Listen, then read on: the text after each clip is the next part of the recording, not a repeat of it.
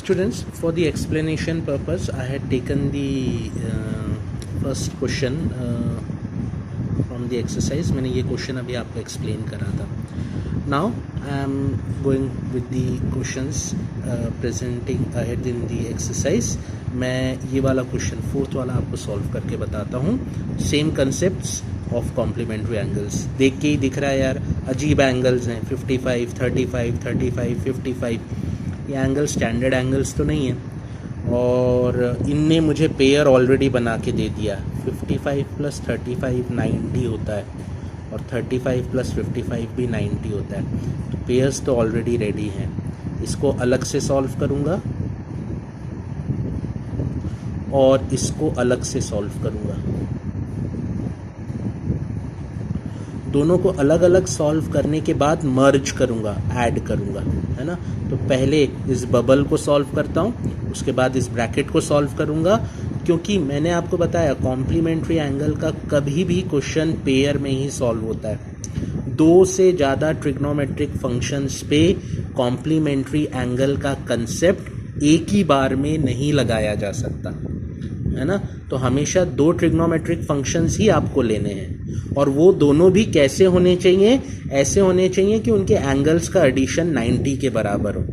कोई भी नहीं. आप मुझसे बोलोगे सर मैं यहाँ एलसीएम ले लूँ और इसको इससे मल्टीप्लाई इसको इससे कर दूँ, वैसे करके नहीं करोगे, क्योंकि अगर ये cos 55 और tan 55 में एक साथ कर लेता, मान लो किसी को एक डाउट बनता कि सर ये tan 55 ये एलसीएम ले लेता हूँ यहाँ पे और ऐसा लिख लेता हूँ tan 55 × cos 55 sin 35 × cot 35 upon sin 35 tan 55. मतलब एक मन में ये डाउट आता किसी के कि सर अगर मैं यहाँ ये एलसीएम ले लूँ और इसको ऐसा लिख लूँ जैसा लिख रहा हूँ, ये गलत तरीका है, हाँ मैं बता रहा हूँ, लेकिन किसी का डाउट हो सकता है ऐसा कि सर मैंने एलसीएम ले लिया और इसको ऐसा लिख दिया.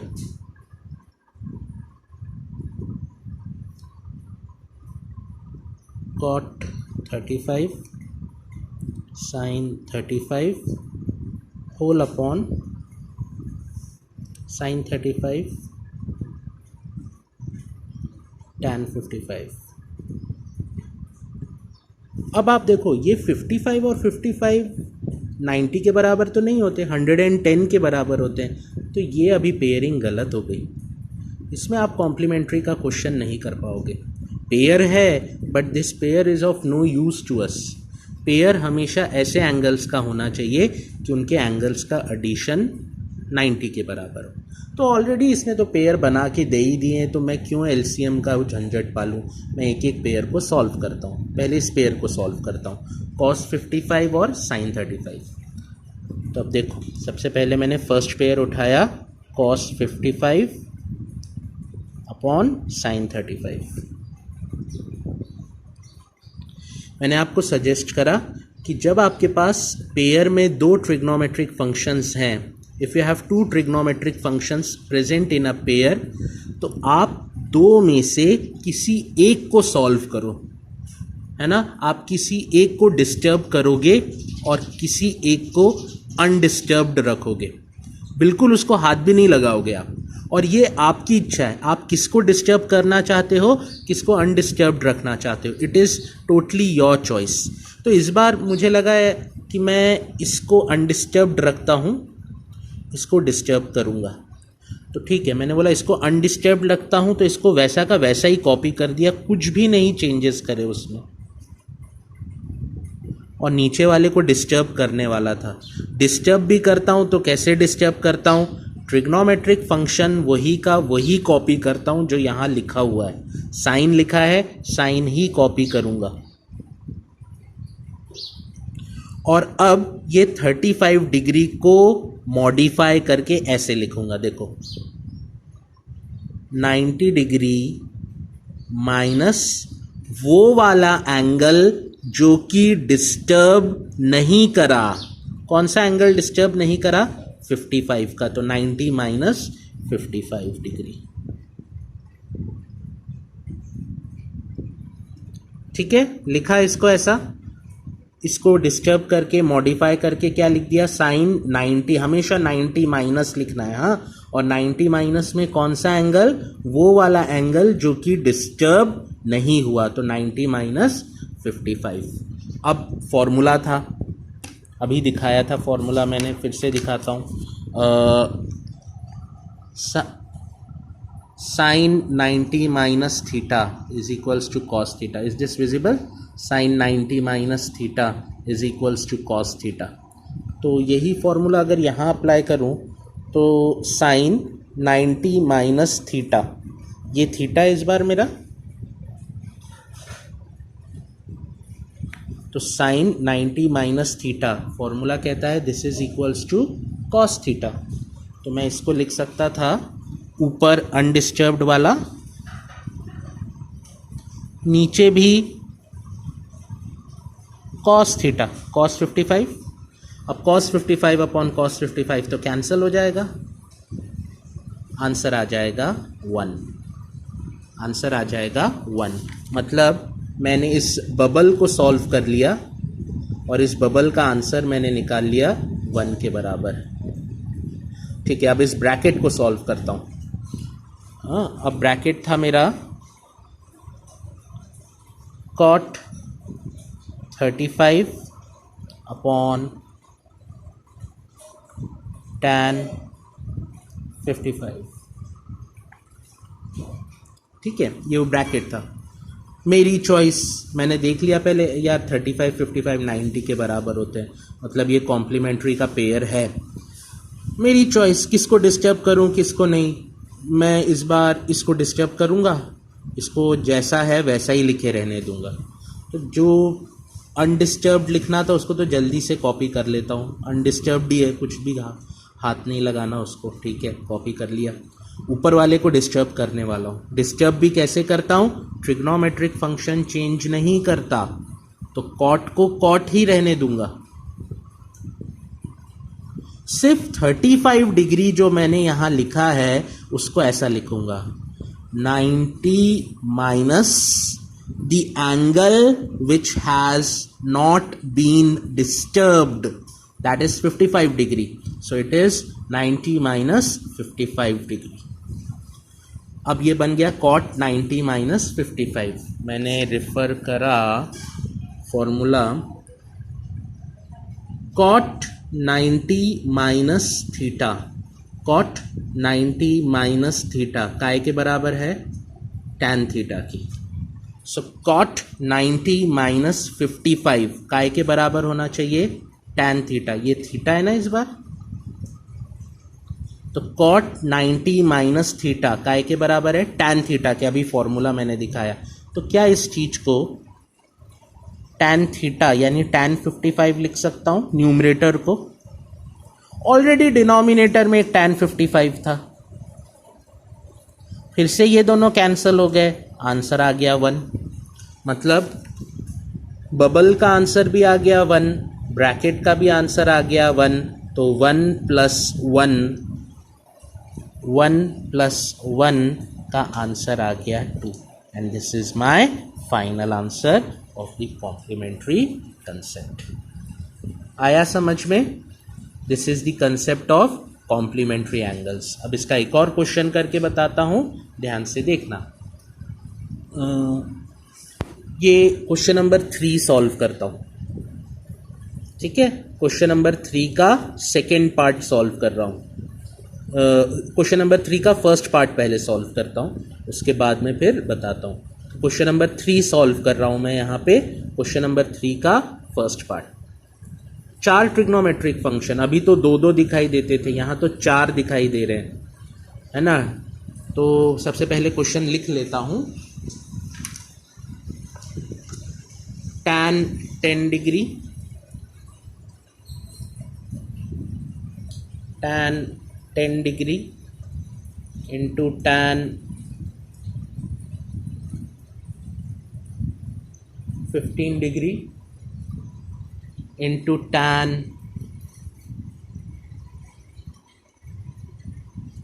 75 degree into tan 80 degree is equals to 1। ये प्रूव करना है। tan 10 degree into tan 15 degree into tan 75 into tan 80 is equals to 1, है ना। अब मैंने क्या बताया कॉम्प्लीमेंट्री में कि ये हमेशा, इसमें तो मुझे 4 ट्रिग्नोमेट्रिक फंक्शन दिख रहे हैं, चारों को तो इकट्ठा नहीं सॉल्व कर सकता। कभी भी कॉम्प्लीमेंट्री एंगल का क्वेश्चन पेयर में सॉल्व होगा, 2 ट्रिग्नोमेट्रिक फंक्शन से ज़्यादा नहीं, उनसे कम नहीं। तो सबसे पहले आपको पेयरिंग करनी पड़ेगी कि कौन से 2 इकट्ठा रखूं। पेयर किस हिसाब से बनाना पड़ता है कि उस पेयर में जो एंगल्स हैं उनका सम 90 डिग्री के बराबर होना चाहिए। तो मेरे को दिखा यार, ये tan 10 और tan 80 में 80 प्लस 10 90 के बराबर होते हैं, तो मैंने इन दोनों को एक साथ प्लेस कर दिया। इन दोनों को एक साथ प्लेस कर दिया, ये एक पेयर बना। 4 थे ना, फिर मल्टीप्लाई का साइन लगाया, सभी मल्टीप्लाइड ही थे। मैंने देखा है 75 और 15 भी 90 के बराबर होते हैं, तो इसको भी लिख दिया ऐसा, tan 15 इंटू tan 75 डिग्री।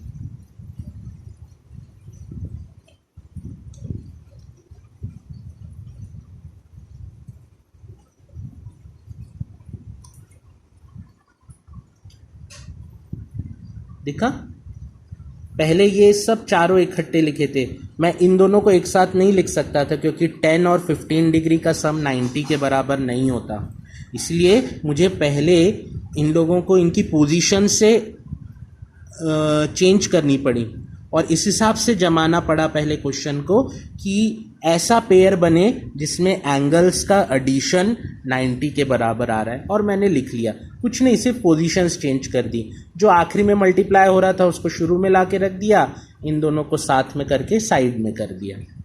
ठीक है, अब क्वेश्चन रेडी है। क्वेश्चन पेयर में दिख रहा है, ये एक पेयर दिख रहा है और ये एक पेयर दिख रहा है। ठीक है, अब पेयर को सॉल्व कैसे करता हूं? एक पेयर में जो 2 ट्रिग्नोमेट्रिक फंक्शंस हैं, एक को चेंज करूंगा, एक को हाथ भी नहीं लगाऊंगा। तो वो आपकी चॉइस है, आप किसको चेंज करना चाहते हो, इट्स कंप्लीटली आपकी चॉइस है। तो मेरा अभी मन कर रहा था, मैं इसको चेंज नहीं करने वाला था, तो मैंने जल्दी से tan 80 वैसा का वैसा ही लिख दिया, क्योंकि चेंज ही नहीं करना था उसको, तो वैसा का वैसा ही लिख दिया। इसको चेंज करने वाला था, तो अब कैसा चेंज करता हूँ? tan तो वैसा का वैसा ही लिखता हूँ, tan में कोई चेंजेस नहीं। जो 10 डिग्री था ना, 10 को मैंने लिखा 90 डिग्री माइनस वो वाला एंगल जो चेंज नहीं करा, कितना है? 80 है ना, तो 90 माइनस 80। अब tan 90 माइनस 80, मैंने फॉर्मूला जाके देखा कि कोई फॉर्मूला है क्या tan 90 माइनस a का। सो आई जस्ट, मैंने देखा हाँ यार, tan 90 माइनस थीटा, ये काय के बराबर दे रहा है? ये कॉट थीटा के। tan 90 minus theta is equals to cot theta, मतलब ये जो थीटा है उसके आगे कॉट लगा दो, तो ये जो थीटा है उसके आगे कॉट लगा दो, तो इसको मैं लिख सकता हूँ कॉट 80 डिग्री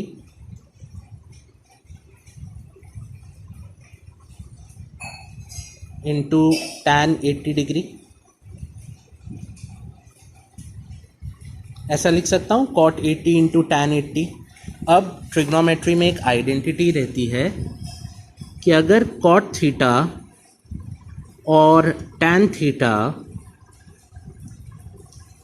मल्टीप्लाई कर रहे हैं तो इसका आंसर हमेशा 1 आता है, ये ध्यान रखना।